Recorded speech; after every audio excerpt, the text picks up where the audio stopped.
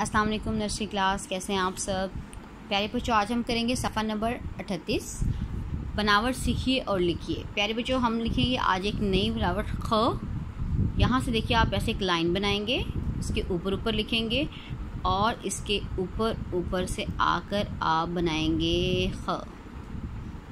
ठीक है, आपको शेप तो पता ही है ना, इस तरह से ख।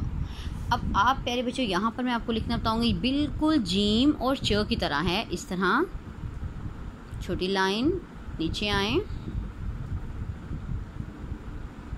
च सॉरी ख है। अब ख की आधी शक्ल बनाएं।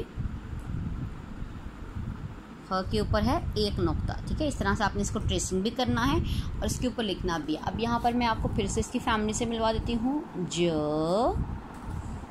च, ह, ये आप तीनों कर चुके हैं। अब हमने किया ख, एक नुक्ते वाला जीम, तीन नुक्तों वाला च, जिसमें कोई नुक्ता नहीं वो ह, और जिसके ऊपर एक नुक्ता है वो है ख। अब उसके बाद हमारी एक नई फैमिली शुरू हो जाती है द की। ठीक है, द से शुरू होने वाली तस्वीर, द से दरख्त, द से दरवाज़ा, द से चूहा बनता है नहीं, तो आप इसको क्रॉस कर देंगे।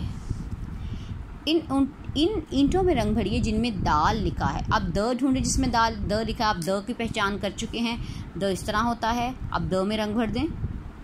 फिर उसके बाद ये द है नहीं, ये द है नहीं, ये द है जी हाँ, इसमें इस तरह आप सारे द ढूंढिए।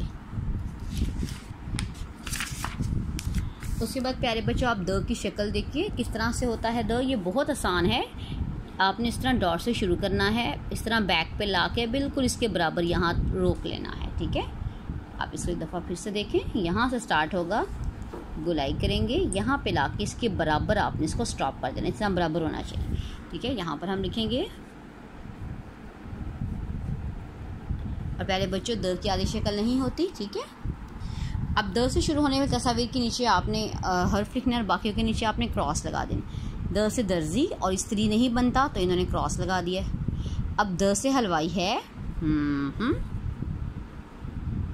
ये अगर आप देखें तो द से दूध बनता है, हम इस पे द लिख देंगे।